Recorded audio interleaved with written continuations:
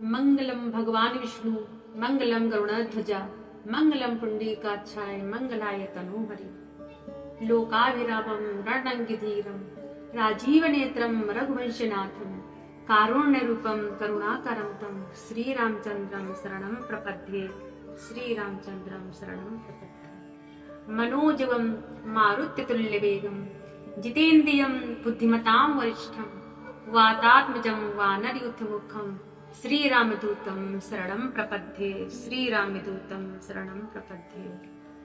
आप सभी लोगों भक्तों को प्यार भरा राधे राधे। आज देवोत्थान एकादशी है। आप सभी लोग जानते हैं कि भगवान विष्णु 4 महीने के लिए योग निद्रा में जाते हैं। तो भगवान 4 महीने के लिए योग निद्रा में क्यों जाते हैं, इसके पीछे क्या कारण है? कहते हैं भगवान विष्णु आषाढ़ मास के कृष्ण पक्ष एकादशी से लेकर के कार्तिक मास के शुक्ल पक्ष एकादशी तक भगवान योग निद्रा में रहते हैं। इसके पीछे कारण यह है कि भगवान 4 महीने के लिए पाताल लोक में राजा बलि के यहां निवास करते हैं। कहते हैं एक बार की बात है कि तीनों लोकों में राजा बलि ने अपना आधिपत्य स्थापित कर रखा था। तब देवराज इंद्र भगवान विष्णु के पास जाकर के प्रार्थना करते हैं और भगवान विष्णु से कहते हैं, हे प्रभु, आप राजा बलि से मेरा राज्य वापस दिला दीजिए। तब भगवान विष्णु 52 अवतार लेकर के राजा बलि के यहाँ जाते हैं और उनसे भिक्षा मांगते हैं। राजा बलि से भगवान विष्णु जब 52 अवतार में जाते हैं तो वो 3 पग भूमि मांगने के लिए आग्रह करते हैं। राजा बलि 3 पग भूमि देने का संकल्प करते हैं, लेकिन जैसे ही संकल्प करते हैं तो भगवान विष्णु अपना विशाल रूप धारण करते हैं और वो 2 ही पग में संपूर्ण पृथ्वी और स्वर्ग को नाप लेते हैं। तीसरा पग राजा बलि से प्रभु कहते हैं, मैं तीसरा पग कहाँ रखूं? तब राजा बलि प्रभु से कहते हैं, प्रभु कृपया करके आप तीसरा पग मेरे ऊपर रख करके आप मुझे नाप लीजिए।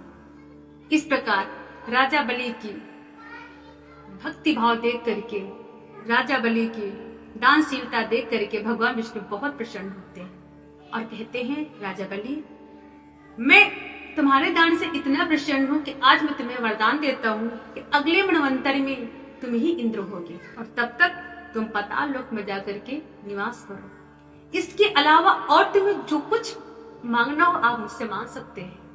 तब राजा बलि प्रभु से कहते, प्रभु अगर आप देना ही चाहते हैं तो मेरी एक ही इच्छा है कि आप मेरे साथ भी पाताल लोक में चलकर निवास कीजिए। यहाँ पर राजा बलि की इच्छा को पूर्ण करने के लिए प्रभु 52 अवतार जब लेते हैं तो वो राजा बलि के साथ पाताल लोक चले जाते हैं।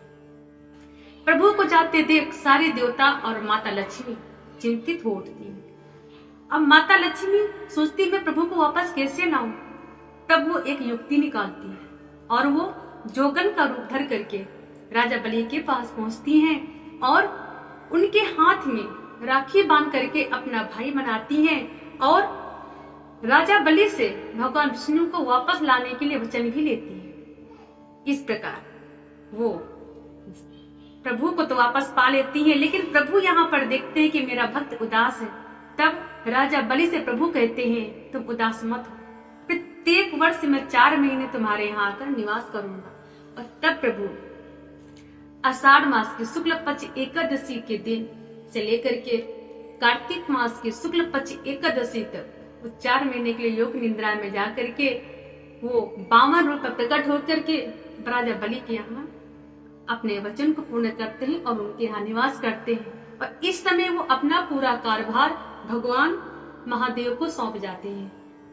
तब महादेव भगवान विष्णु के सारे कार्य महादेव करते हैं और कहते हैं कि जब शिवरात्रि आती है तो महादेव का बहुत धूमधाम से पर्व मनाया जाता है और इन 4 महीनों में कोई शुभ मांगलिक कार्य नहीं किए जाते, जैसे जनेऊ संस्कार, विवाह, यज्ञ, नए मकान की नींव नहीं भरी जाती। इस प्रकार अच्छे कार्यक्रम नहीं किए जाते हैं। और एक बार पुनः फिर मैं आप सभी को देवोत्थान एकादशी की बहुत बहुत बधाई। राधे राधे।